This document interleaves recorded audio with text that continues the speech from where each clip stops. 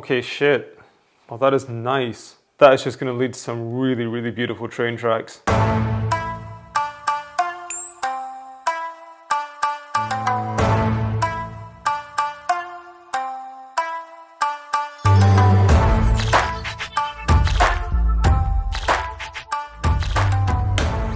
You guys saw the big box of Benzak Denim video I did, right? Oh, you missed it.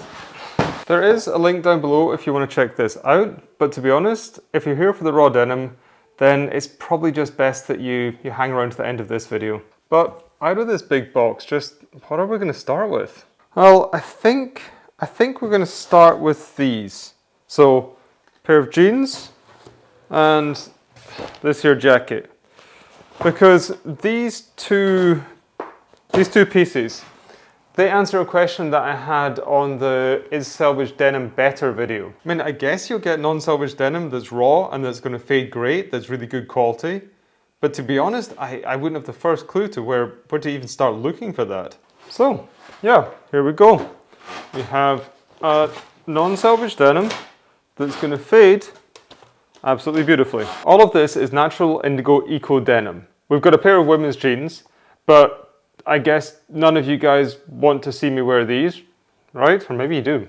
I don't know. Let me know in the comments below. But either way, Len has already done a video that covers these pretty well. So today we're going to be concentrated on these two pieces, which is the making of a very, very nice denim tux. We've got a denim jacket here and we have got a pair of jeans. The jeans are the B01 and that's a slim fit, and the jacket, I can't remember the name of the jacket right now, let's have a look, the BDJ01. See, I was bugging Len for years to make a denim jacket, like really, literally years. And well, this here is what he came up with. Now I'm a little bit worried about these jeans here because, as I said, they're a slim fit and I'm quite curious what my chubby ass is going to look like in them. I mean, don't worry, we're going to humiliate me in a second, but before we really get into the details of both of those pieces, what I really want to talk about is the denim. Because, I mean, both of these pieces, they're quite well established styles in the Benzak lineup, but it's the denim that I think really stands out and warrants a bit of discussion. Does that make any difference given that it's broad daylight? Yeah, I don't think so. So let's save the planet a little bit and not use that. The denim. So it's raw, it's 11.5 ounces, and now that puts it firmly in the lightweight category. It's non-selvage, as I said. Yeah, so far so good. But what's so far even better is that this is the most sustainable fabric that Benzak's released to date. Yeah, it's 100% organic and that's GOTS certified. That's Global Organic Textile Standard. The denim fabric is dyed with natural indigo, which in itself is very, very cool. But what's even better with this is that the Indigofera plants, which are grown in southern India, I believe, they're grown in an extremely sustainable manner. All the waste material that's created during the production process, it is recycled and cycled back into the production as fertilizer. And all this is REACH approved, but I've got no idea what REACH means. Now, what I find most interesting here, I mean, yeah, of course, I love the denim, that's a given, but it's the way in which Benzak is introducing into their lineup more sustainable fabrics, and they're doing it in such a way that really resonates with us denim heads. You guys might remember the Sherpa jacket that I did a video on last year. Well, that was made from 100% recycled cotton, and I'm just wondering if this could be a defined direction for the brand. And because he's my bestie, well, we could just ask him directly. Hey, dude. Hey, buddy. You good? Yeah. Glad to hear it. Yeah, I'm working on the video just now and I had a couple of questions for you. Okay, sure. Right, so the first one.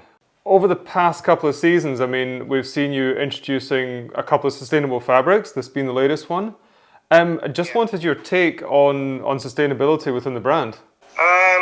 Well, as you know, sustainability is kind of a basis that is part of our DNA because we try to create products that are made to last and also transcend like seasonal trends.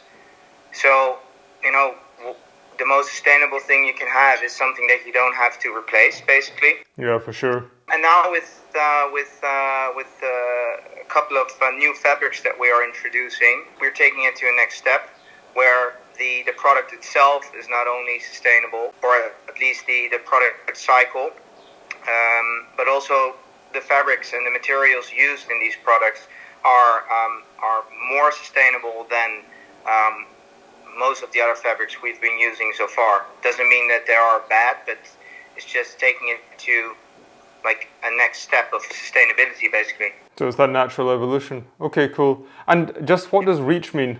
So you're talking about the eco denim right now? The eco denim, yeah, and the India growing indigo plant, right? Yeah. So REACH is a sort of regulation for the European Union, which all has to do with the use of chemicals. Mm-hmm. And so it's about the substances used in the production of this fabric. So we're talking about the dye stuff, for example. And so REACH stands for registration, evaluation, authorization, and restriction of chemicals. So basically, when something is REACH approved, it has a certificate that it's better for us, it's better for the environment. Certain precautions have been taken with the use of chemicals and things like that. Okay, perfect. Gonna get back to working for you now. Thanks, man. Quick one. Ciao. Right, now that's clear. Let's look at the jeans. Okay, so actually having talked all this time about the denim, let's have a real good close look at it. It's got a very nice hand, a very crisp hand to it, which I really, really like. And I just love the tone of this. It's amazing. It's definitely got that underpinning of that green cast that you get from the natural indigo, but it's also given me vibes of that sort of quite electric blue 60s denim, sort of the Levi's 606 kind of thing. It's got that going on, which fits very nicely in with this slimmer fit. Let's see if I fit in nicely with this slimmer fit. Here at the front, first up we've got this very signature style from Benzak Denim Developers, which is this sixth pocket, or a hidden sixth pocket. Honestly guys, this is extremely useful. Like, it really is.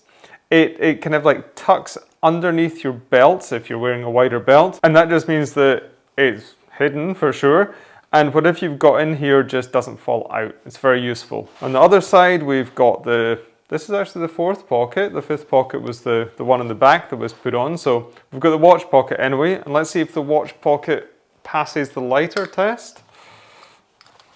It passes the lighter test nicely. Belt loops are tucked underneath the waistband. That's always a nice touch. They're very, very nicely finished as well, and they're completely, yeah, they're very solid. I wouldn't expect anything else. Sticking to the front, just looking at the hardware we've got here.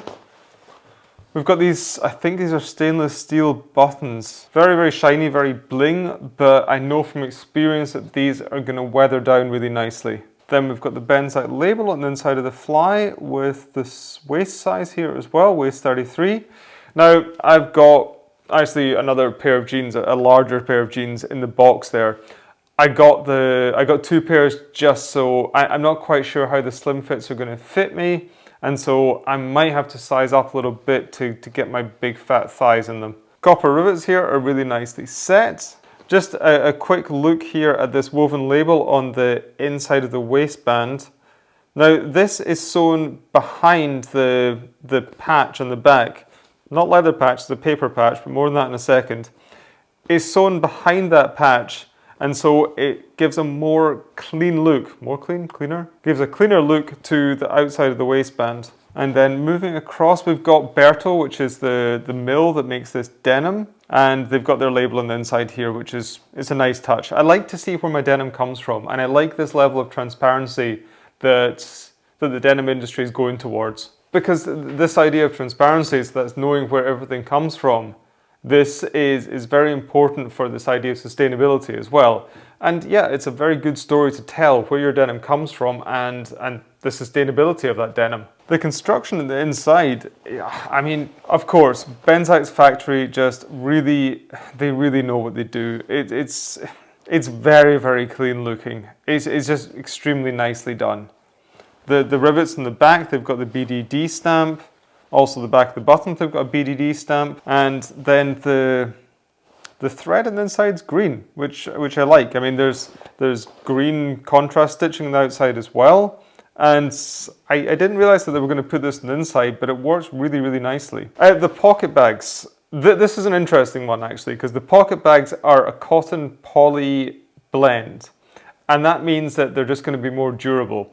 Remember Len was saying a second ago that the idea of sustainability, the core idea of sustainability for the brand is to make products that are timeless, that are seasonless, and that are going to last. Well, pocket bags, they need to last.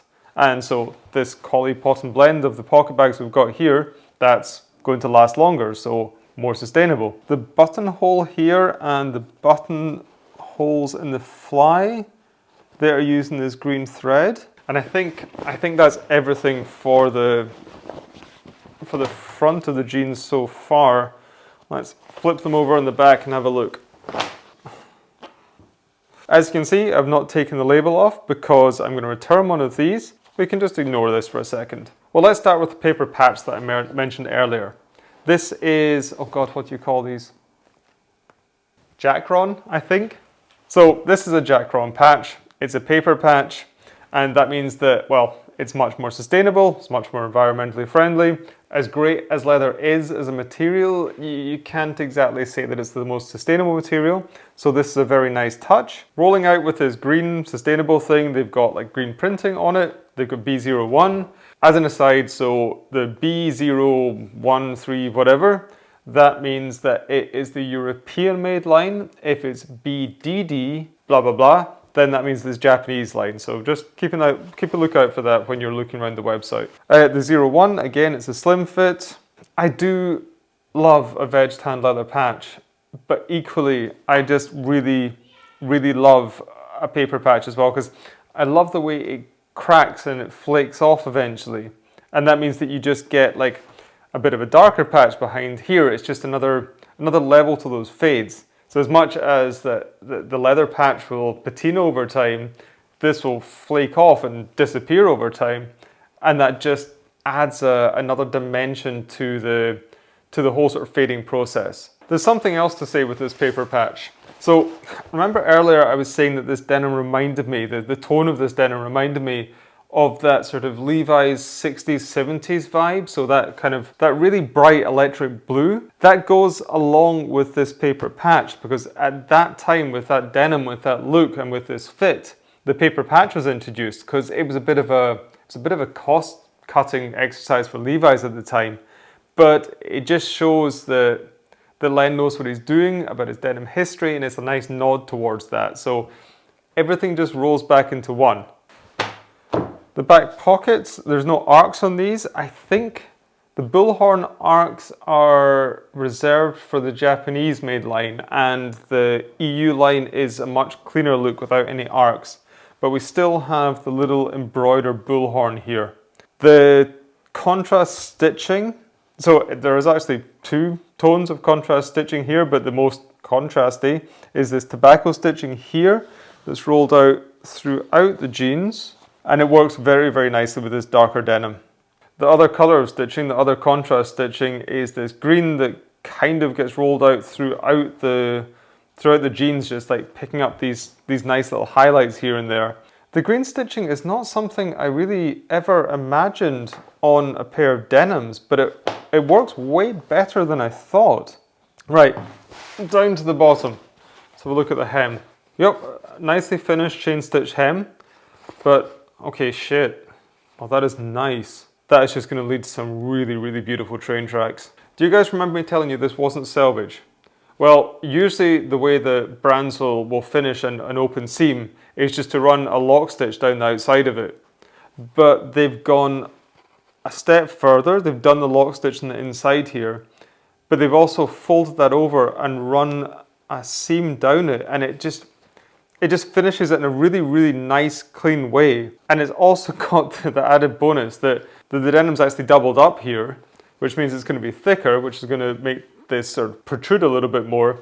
and you're going to get more defined train tracks running down the jeans. Oh, I almost forgot. Okay, so this denim is sanforized, so that means you're not going to get any shrink out of it, which is really a good thing given that these are a slimmer fit. Right, and to the jacket. A lot of the specifics are going to be exactly the same because they're shared between the two of them. As I said, this is like the perfect denim tux, the perfect pairing for denim tux. The style is a blend between the Type 1 and the Type 2 Levi's trucker with a little bit of that Benzak spin to it. So down the front you've got these pleats, so that's coming directly from the Type 1 and 2. You've got the two chest pockets, or slightly underneath the chest pockets, and that is coming from the Type 2, but there's no flaps in the pocket. That's coming from the Type 1, or at least the World War II Type 1. And then the pockets are rounded, and that's that Benzak twist that they're putting on these things. The denim, exactly the same, so sanforized, so it's not going to shrink. Buttons, exactly the same as you find on the jeans, so again, I think it's stainless steel, I'm not 100% sure. They're the big ones that you find on the waist of the jean, and yeah, they're quite solid considering the denim is new and it's raw.